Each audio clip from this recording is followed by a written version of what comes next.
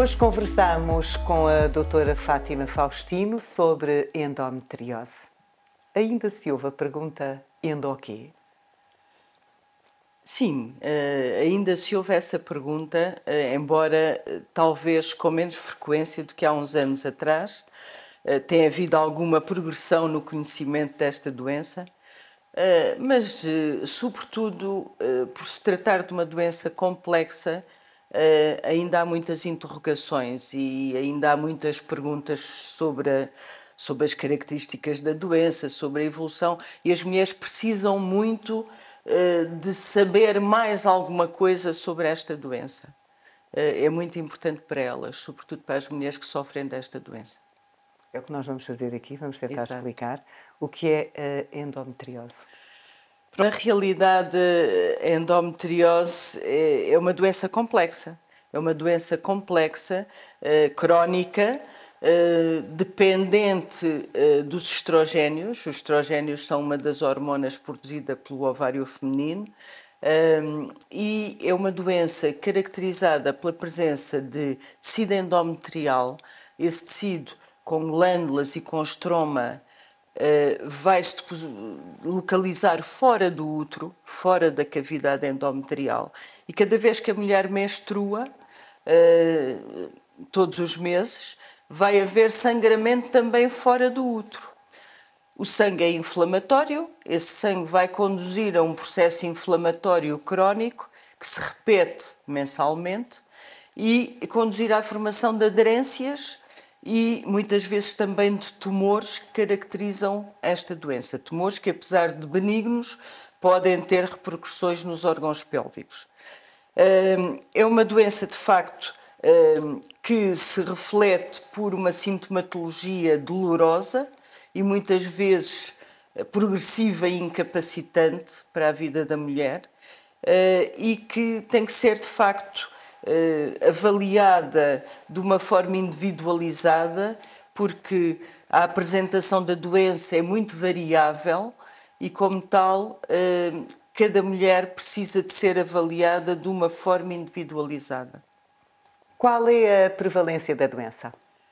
A endometriose é uma doença da idade fértil, portanto, vai ter uma incidência por volta dos 10 a 15%, uma prevalência de 10 a 15% das mulheres em idade fértil, com um pico que oscila entre os 25 e os 35 anos. No entanto, naquelas mulheres que se queixam de dores pélvicas crónicas, há uma incidência mais alta, chega a atingir os 40% a 60%. E também naquelas mulheres com situações de subfertilidade, isto é, a dificuldade em engravidarem, ou mesmo de infertilidade, essa incidência e essa prevalência também aumenta e chega a atingir 30% a 50%. Etiopatogenia, quais as causas e fatores de risco? Complexa, como sempre, também neste caso não temos uma causa definida para esta doença. Sabemos que existem vários fatores que podem contribuir para o seu aparecimento, fatores hormonais, fatores imunológicos. Sabemos que há um fator genético já conhecido, por exemplo, uma mulher que tenha uma filha com endometriose tem uma probabilidade de essa filha ter uma probabilidade de vir a ter endometriose 3 a 10 vezes superior à população normal. A genética e a epigenética só por si não são suficientes para explicar tudo. Se olharmos ao dia-a-dia das mulheres, é um dia-a-dia recheado por stress, má alimentação, vivemos em ambientes poluídos, vivemos em ambientes fechados. Tudo isto, no fundo, cria condições ambientais que também ajudam ao desenvolvimento da doença. Por outro lado, sabemos que tudo isto em conjunto vai alterar as defesas, a parte imunológica da mulher e pode condicionar de facto, o aparecimento da doença. Por outro lado, pensando na parte hormonal, sabemos que, por exemplo, as mulheres que têm menstruações mais abundantes e ciclos mais curtos têm maior probabilidade de vir a ter a doença, porque estão sujeitas a maior hemorragia mensalmente. E também naqueles casos em que há malformações do aparelho genital, por vezes também são situações que podem contribuir para uma maior incidência da doença. Que tipos de endometriose existem? Atualmente está mais ou menos bem definido 3 tipos, ou 3 estadios, direi quase, mas falemos em tipos de endometriose. Há uma endometriose superficial, uma endometriose peritoneal. O peritoneu é a membrana que reveste a nossa cavidade pélvica. Essa endometriose é a mais frequente. Muitas vezes foge aos exames de diagnóstico clássicos e daí que nós tenhamos que ter muito cuidado quando nos surge uma jovem com dores crónicas e que nós fazemos uma ecografia e dizemos não tem endometriose. Eu digo sempre, de momento não se vê lesões de endometriose, porque essas primeiras lesões peritoneais podem não aparecer numa ecografia ou até numa ressonância magnética. É a forma mais frequente, em 80% dos casos, mas, apesar de ser uma forma superficial, pode condicionar sintomatologia dolorosa.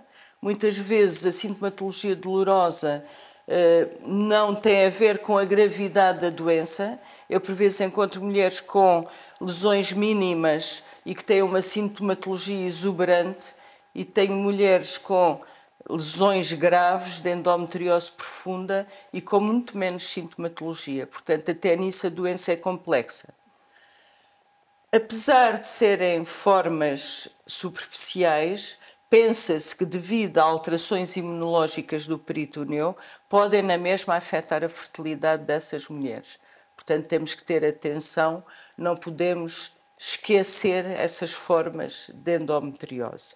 Depois há uma outra endometriose, que é a endometriose dos ovários, portanto, que se caracteriza pela presença dos chamados quistos de chocolate, que são uns quistos com um conteúdo semelhante ao chocolate, mas que infelizmente não é nada bom como o chocolate. De facto, esse tipo de endometriose, ao afetar o ovário, tem implicações muito importantes na fertilidade da mulher, porque se nós tivermos uma mulher com esse tipo de quisto, numa determinada dimensão, o quisto vai substituir o ovário propriamente dito, o córtex ovárico, e a fertilidade dessa mulher está diminuída não só pela existência do quisto, como também ao retirarmos o quisto e ao intervirmos, também estamos, de certo modo, a poder contribuir para uma diminuição da fertilidade dessa mulher. Mas, por vezes, não há outra alternativa. Esses quistos têm que ser retirados. Depois, essa forma de endometriose afeta... É uma percentagem que está mal definida. Uns falam em 17%, mas pode ir até aos 44%. Depois temos a forma mais grave da endometriose, é a endometriose profunda. A endometriose profunda é uma forma infiltrativa da doença, em que as lesões infiltram o tal peritoneu, mas não só, infiltram também os órgãos da região pélvica.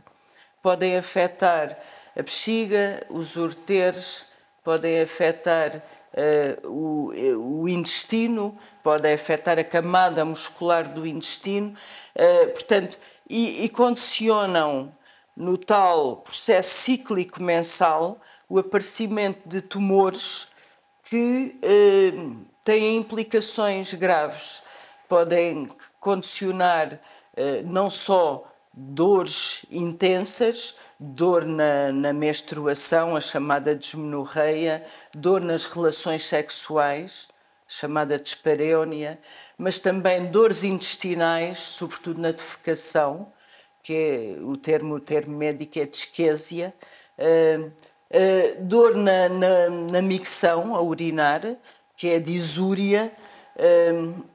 São quadros habitualmente muito complexos, com dor muito intensa. E também pode haver complicações nesses mesmos órgãos. Por exemplo, é fácil de imaginar um tumor que vai estenosando, apertando o ureter, vai condicionar. O ureter é o tubinho que drena a urina do rim para a bexiga. Se eu tenho um tumor a apertar esse tubinho, o rim vai dilatar.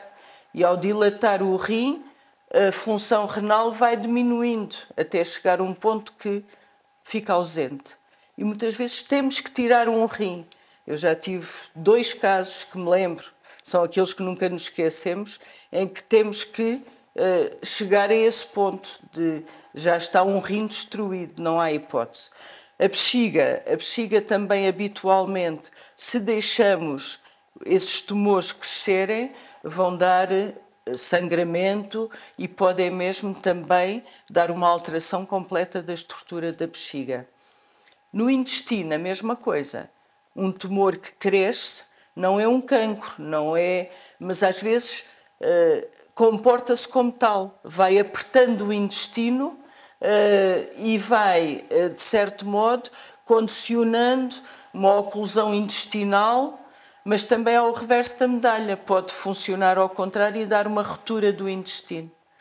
Portanto, são situações de endometriose muito graves e que implicam, muitas vezes, cirurgias complexas, por vezes multidisciplinares, não é só o ginecologista, tem que estar um cirurgião geral, tem que estar um urologista, e que é muito importante esse tal planeamento multidisciplinar para abordar este tipo de situações.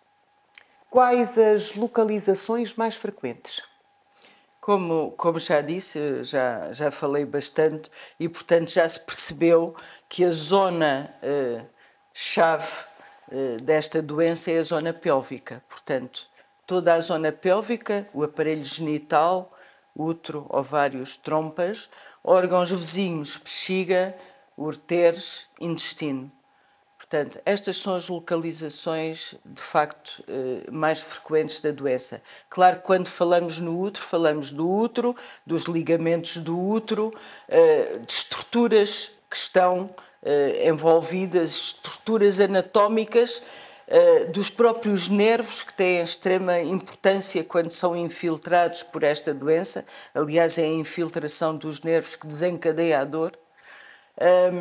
Depois temos localizações não tão frequentes, mas mesmo assim ainda e cada vez mais com um aparecimento de algum significado, nomeadamente no umbigo, que é uma localização que às vezes dá um quadro muito característico. É aquela mulher que nos chega e diz: estou menstruada e sangro do umbigo. É um foco de endometriose no umbigo. Também, e aí com gravidade, as localizações na pleura, que por vezes dão uma dor que parece que irradia ao ombro, sobretudo quando as lesões são do lado direito. Nasofaringe também. E depois há aquelas localizações raríssimas que estão descritas, que encontramos nos livros, nunca vi, no cérebro e no fígado. Estão descritas, entre outras, mas estas eu, de facto, é muitos anos que tenho de acompanhar doentes com endometriose, nunca vi nenhuma localização no fígado e no cérebro, mas estão descritas. É possível classificar a doença consoante a gravidade?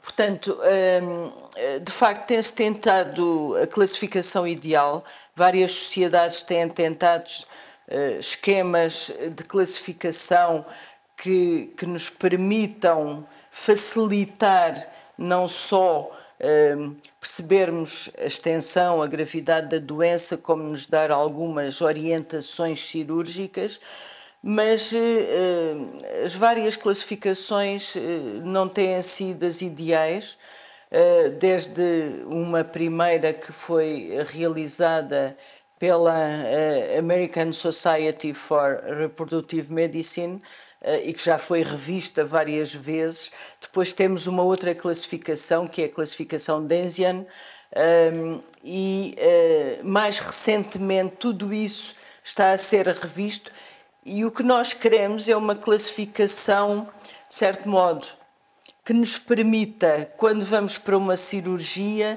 ter alguma ideia do que é que vamos encontrar, qual vai ser a gravidade e qual vai ser a dificuldade dessa cirurgia. Mas ainda não temos a classificação ideal. Está a caminho, mas ainda não. O que é a adenomiose? Eu costumo dizer às minhas doentes que a adenomiose é a prima irmã da endometriose. Mas de facto, a adenomiose é, de certo modo, pensa-se que a etiopatogenia é diferente. Muito se tem escrito sobre isso. Mas o que caracteriza a adenomiose é a presença das tais células do tal tecido endometrial, em vez de ser fora do útero, como na endometriose, é na espessura da parede do útero. Portanto, nós temos 3 camadas no útero: o endométrio, o miométrio e depois a serosa.